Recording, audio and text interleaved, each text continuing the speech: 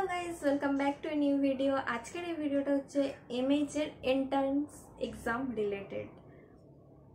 তো আজকের এই ভিডিওটাতে আমি তোমাদেরকে জানাবো এমএইচ এর মাস্টার্স ইন হসপিটাল অ্যাডমিনিস্ট্রেশনের এন্ট্রান্স এক্সামের নাম, টাইমিং, কখন ফর্ম ফিল আপ স্টার্ট হয়, এলিজিবিলিটি ক্রাইটেরিয়া, কখন এক্সাম হয়, কখন রেজাল্ট বেরোয়, অ্যাডমিশন কখন স্টার্ট হয়, আর যদি চান্স না পাও তাহলে সেক্ষেত্রে কি করবে। আর এটা ছাড়াও আমি তোমাদেরকে একটা গুরুত্বপূর্ণ জিনিস বোঝাবো, সেটা হচ্ছে একটা এন্ট্রান্স এক্সামের স্ক্যাম। ওই স্ক্যামটা নিয়ে আমি তোমাদেরকে একটু বোঝাবো, একটু সাবধান করব। তো চলো ভিডিওটা স্টার্ট করা যাক। ফার্স্টে আমি যেটা বলবো সেটা হচ্ছে এক্সামের নাম। এক্সামের নাম হচ্ছে এমএইচ এর জন্য জেনপাস পিজি, আমি এখানে লিখে দিচ্ছি তোমাদের সুবিধার জন্য। নাম হচ্ছে জেনপাস পিজি। এটা ফর্ম ফিল আপ স্টার্ট হয় তোমার ফেব্রুয়ারি থেকে মার্চের মধ্যে। এবার এটা প্রত্যেক বছর চেঞ্জ হতে থাকে। তোমরা যারা আছো, যারা গভর্নমেন্ট কলেজে অ্যাডমিশন নিতে চাও, এন্ট্রান্স এক্সাম দিতেই হবে তাদেরকে, তো তারা এই জিনিসটার একটু খেয়াল রেখো যে কখন ফর্ম বেরোচ্ছে, তো ফর্ম ফিল আপ করে নিও। আরেকটা কথা, প্রাইভেট কলেজে কোনো রকম এন্ট্রান্স এক্সাম দিতে হয় না। প্রাইভেট কলেজ যে কোনো কলেজে ডাইরেক্ট অ্যাডমিশন হয়ে যায়, আর এন্ট্রান্স এক্সামের স্ক্যামটা এই প্রাইভেট কলেজই করে, ঠিক আছে? তো সেটা নিয়ে আমি একটু একদম ভিডিও লাস্টে কথা বলবো। এখন আমি গভর্নমেন্ট কলেজের এন্ট্রান্স এক্সামটা নিয়ে তোমাদেরকে একটু বলে দিই। এরপর হচ্ছে ফর্ম ফিল আপ এক্সাম কখন হয়। এক্সাম হয় তোমাদের মে জুনের মাসে। এই বছরে এক্সাম হয়েছে জুন মাসে, পরের বছর কখন হবে জানি না, যেরকম টাইম বেরোবে সেরকমই একটু খেয়াল রেখো এই জিনিসগুলোতে। কখন রেজাল্ট বেরোয়? রেজাল্ট বেরোয় জুলাইয়ের লাস্ট উইকে বা অগস্টে, কারণ অগস্ট থেকে অ্যাডমিশন কাউন্সিলিং স্টার্ট হয়ে যায়। তো বেরোলে জুলাই থেকে আগস্টের মধ্যে, আগস্টের প্রথম দিকে বা জুলাইয়ের লাস্ট উইকে। অ্যাডমিশন কখন স্টার্ট হয়? অ্যাডমিশন স্টার্ট হয় তোমাদের একদম রেজাল্ট বেরোনোর পরেই, অগস্ট থেকেই অ্যাডমিশন স্টার্ট হয়ে যায়।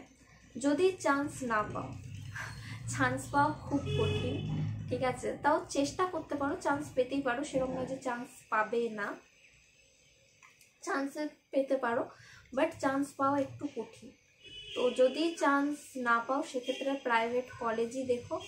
কাট অফ মার্কস কোনো বছর ঠিকঠাক থাকে না, যেই বছর যেরকম স্টুডেন্ট অ্যাপ্লাই করবে সেই রকম স্টুডেন্টের ওপর ডিপেন্ড করছে কীরকম কাট অফ মার্কস হবে। ধরো এই বছরে যারা এক্সাম দিয়েছে তারা সবাই 90%-এর ওপরে পেয়েছে, তো কাট অফ মার্কস চলে গেল 90%। তো 90%-এর ওপর যারা যারা আছে তারাই পেলো, হায়েস্ট যত দূর অবধি আছে হয়তো, বা এই বছর হয়তো কেউ 50%ও তুলতে পারলো না, তাহলে এবছরের কাট অফ মার্কস হয়ে গেল 50-র নিচে অবধি।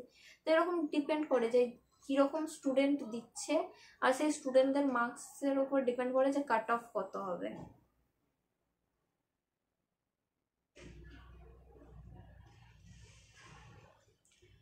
এরপর যেটা বলবো সেটা হচ্ছে প্রাইভেট কলেজ স্ক্যামটা। এটা হচ্ছে গোটা গভর্নমেন্ট কলেজে এন্ট্রান্স এক্সামের ব্যাপারে। এবার হচ্ছে প্রাইভেট কলেজ।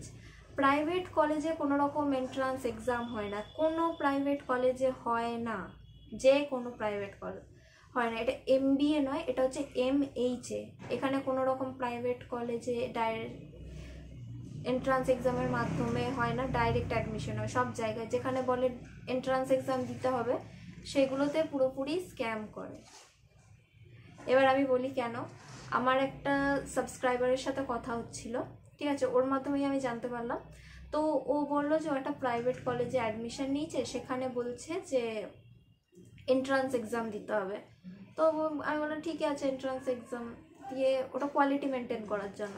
তো যে আগে থেকে তো জানতাম না, তো আমাকে একটু হেল্প করবে কি করবে না, হচ্ছে আমি যদি চান্স না পাই তখন কি হবে। আমি বললাম যে ওটা প্রাইভেট কলেজ, তো দেখো যে হ্যাঁ প্রাইভেট কলেজ। তারপর আমি জিজ্ঞেস করলাম যে কত টাকাও দিয়েছো। ও বললো প্রায় 60,000-70,000 দিয়েছে। ফার্স্টে 30,000 দিয়েছিল, তারপরে আবার দিয়ে আবার টাকাটা পুরোপুরি দিয়ে দিয়েছে। 60,000-এর উপরেও টাকা দেওয়া আছে, ঠিক আছে।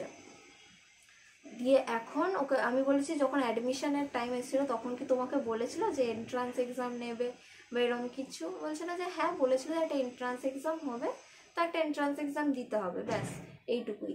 তো এখন ওর ভয় লাগছে যদিও চান্স না পায় তাহলে কি হবে। ওই একটু প্র্যাকটিক্যালি ভাবো, আমি তোমাদের একটু প্র্যাকটিক্যালভাবে বলছি, খুব প্রফেশনালভাবে বলছি না একটু প্র্যাকটিক্যালভাবে বলবো, একটু বুদ্ধি খাটিয়ে। ঠিক আছে, হয়তো তুমি একটা কলেজে অ্যাডমিশান নিচ্ছ, ঠিক আছে, এবার অ্যাডমিশান নেওয়ার পর তুমি হয়তো 60,000 টাকা দিলে, 60,000 টাকা দিলে, তারপরে তুমি জানতে চাও তোমার একটা এন্ট্রান্স এক্সাম হবে।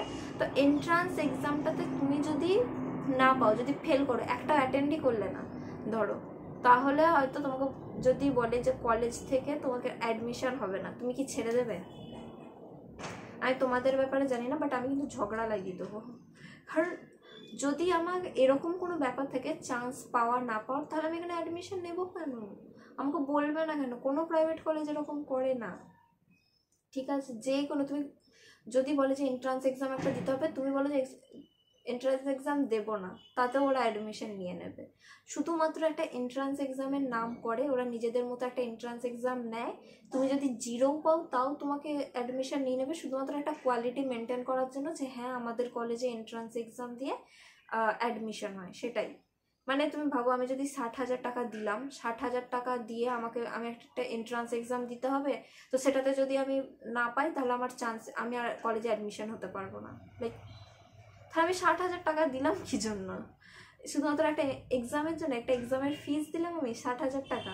হয় আমাকে 60,000 টাকা ব্যাক করে দাও আমি যদি না পাই, কিন্তু কোনো কলেজ এরকম করবে না। তো এই যে এই স্ক্যামটা মাথায় রাখো, যে যেই সমস্ত কলেজ বলবে যে একটা এন্ট্রান্স এক্সাম নেবো, হ্যাঁ না তেনা অনেক কিছু বলবে, তো একটা জিনিস মাথায় রেখো, এই ভয়টা পেও না যে অ্যাডমিশন হবে কি হবে না। প্রাইভেট কলেজ সব অ্যাডমিশন নিয়ে নেবে, কোনো অসুবিধা হবে না। তো এই স্ক্যামটার ভেতরে চলে যাওয়া না, যে আমি এত টাকা দিয়ে দিয়েছি যদি না পাই, মানে এত টাকা দিয়ে দিয়েছো, তুমি যদি চান্স না পাও, তোমার বাড়ির লোক বা তুমি কি ছেড়ে দেবে? দেবে না তো। অবভিয়াসলি তোমরা গিয়ে কিছু বলবে যে আমরা 60,000 টাকাটা দিলাম কি করে, শুধুমাত্র এক্সামের ফিস দিলাম, ওটা যে একটা এন্ট্রান্স এক্সামের জন্য। তো এই জিনিসটা আমি তোমাদেরকে আজকে এই ভিডিওটাতে বোঝাতে চাইছিলাম, যে এই এন্ট্রান্স এক্সামের এই স্ক্যামটাকে নিয়ে। তো আজকের ভিডিওটা ছিল এইটুকুই। সাবধান রহে, সতর্ক রহে স্ক্যাম থেকে।